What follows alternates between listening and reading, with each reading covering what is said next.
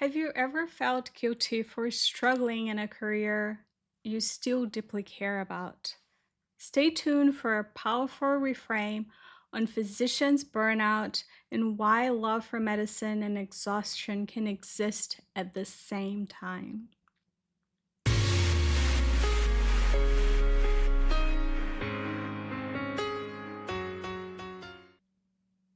Welcome back to the Resilient MD, the podcast and YouTube channel where we have honest conversations about medicine, burnout, resilience, and how to care for others without losing ourselves in the process. I'm Dr. Anna McDowell, certified life coach, allergist, and your host.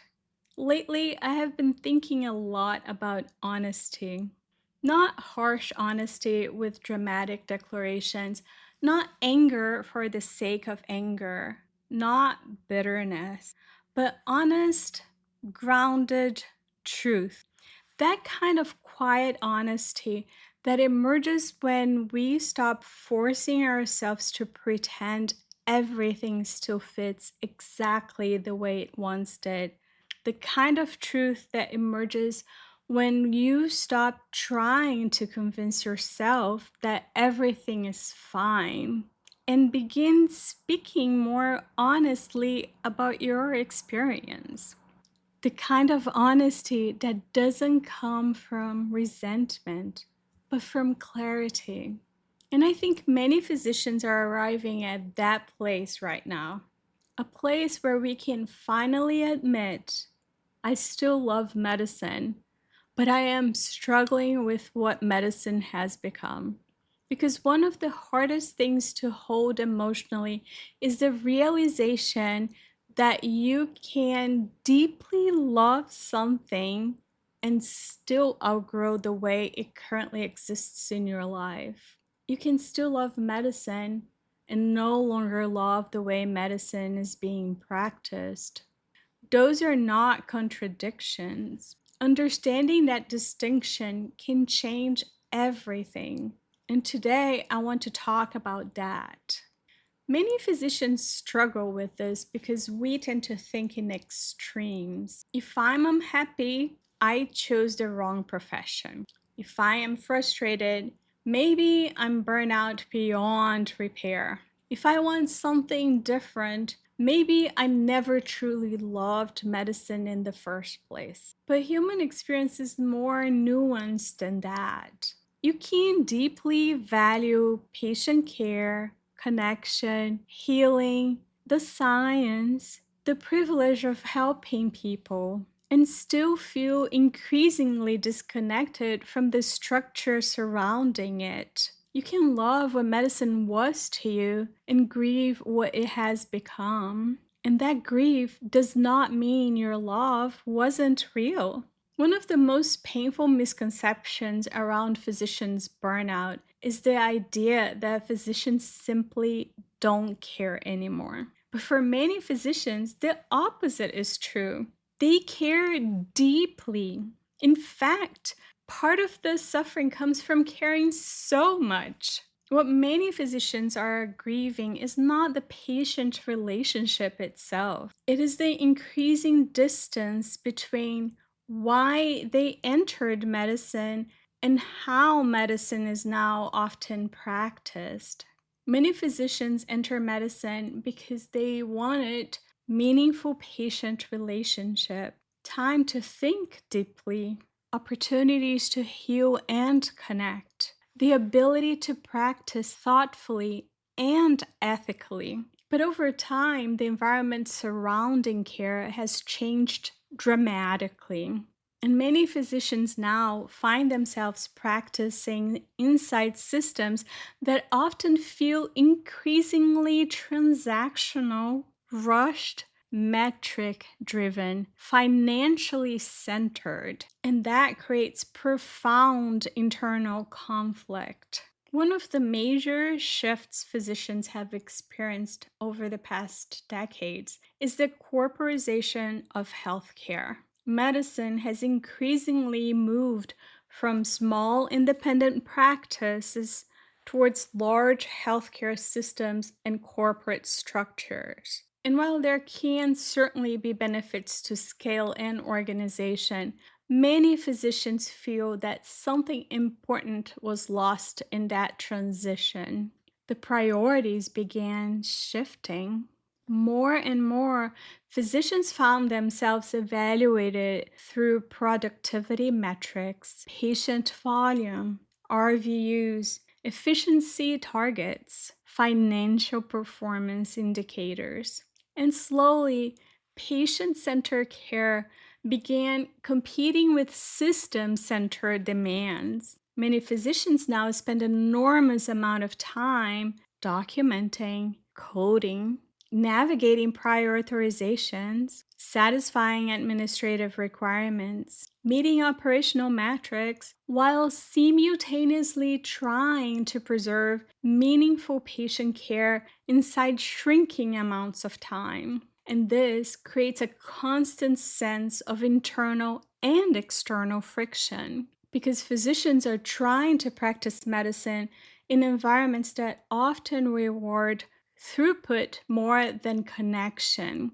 One of the things that we don't talk about enough is the emotional exhaustion that comes from practicing in ways that feel misaligned with your own values. For example, wanting to spend more time listening to patients, but feeling pressured to move faster.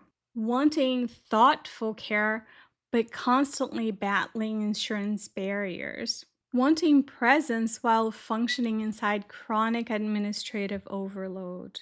This creates a form of moral and emotional tension, not because physicians suddenly became less resilient, but because many are trying to preserve human centered care inside increasingly industrialized systems. And over time, practicing against your values becomes deeply draining, not only physically, but also emotionally and spiritually. Many physicians carry tremendous amounts of frustration that rarely gets expressed honestly because physicians are trained to adapt, endure, stay professional, continue functioning. So instead of openly processing frustration, many just internalize it.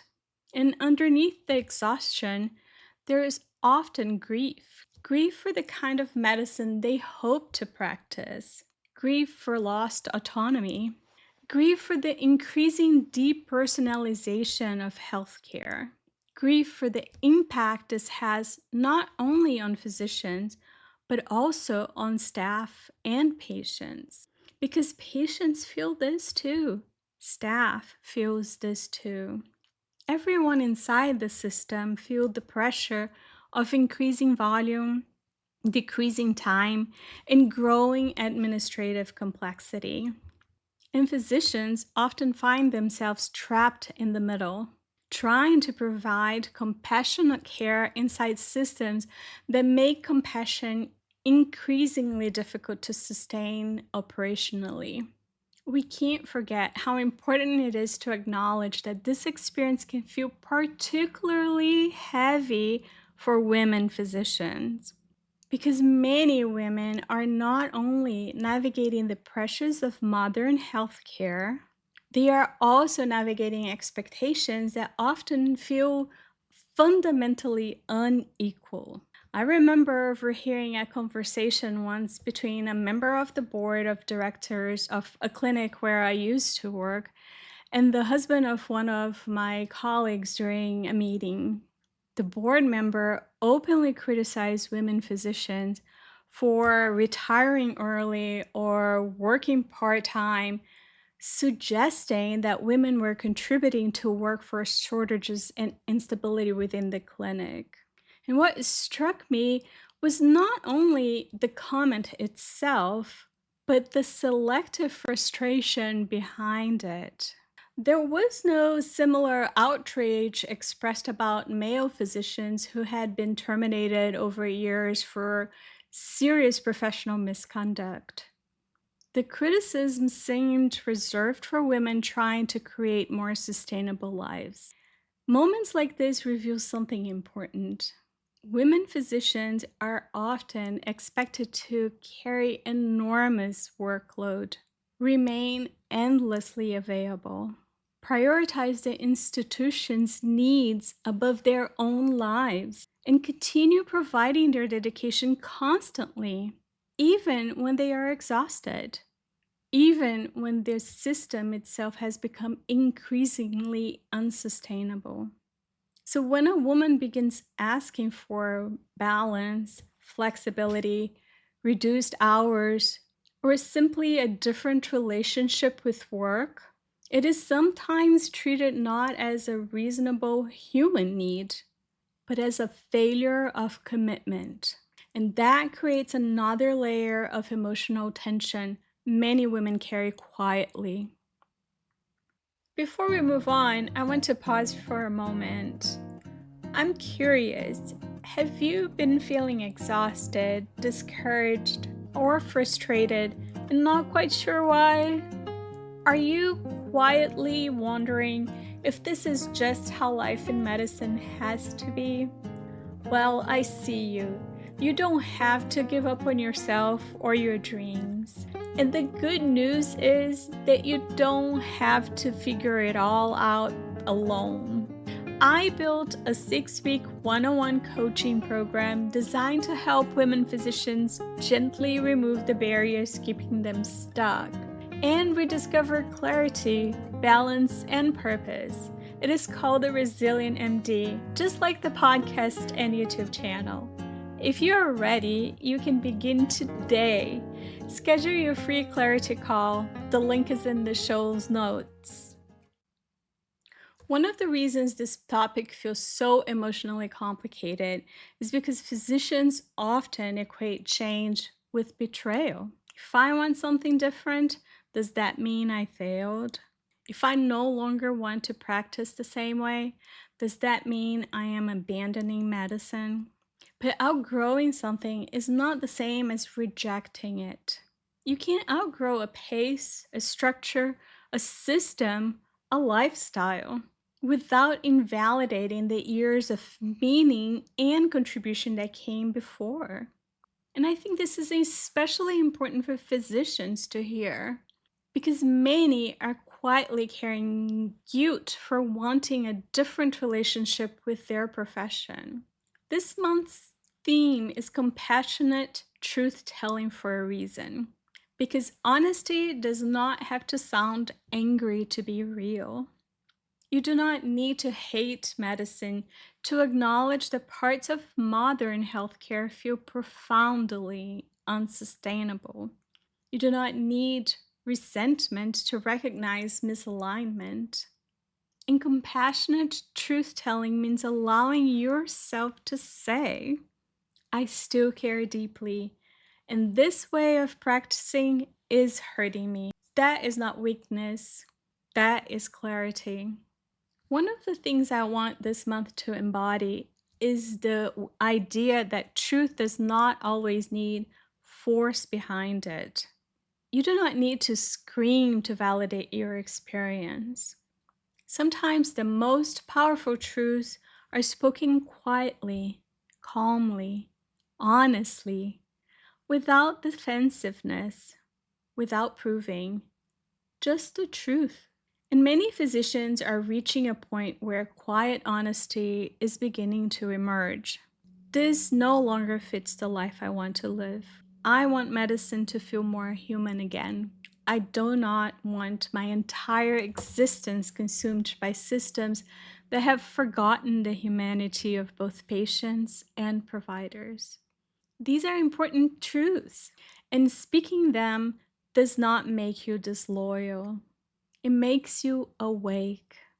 If you've been struggling with guilt because your relationship with medicine has changed, I want you to know this. Love and evolution can exist together. You can love medicine and still acknowledge that modern healthcare has changed dramatically. You can honor everything this profession gave you while also admitting what it has cost you. And sometimes the most compassionate thing we can do is stop forcing ourselves to pretend that everything still fits exactly the way it once did. Because awareness does not require resentment, only honesty. Remember, my wings grow when I listen. If this episode gave you a moment of clarity or comfort, share it with a colleague who may need to hear that they are not alone.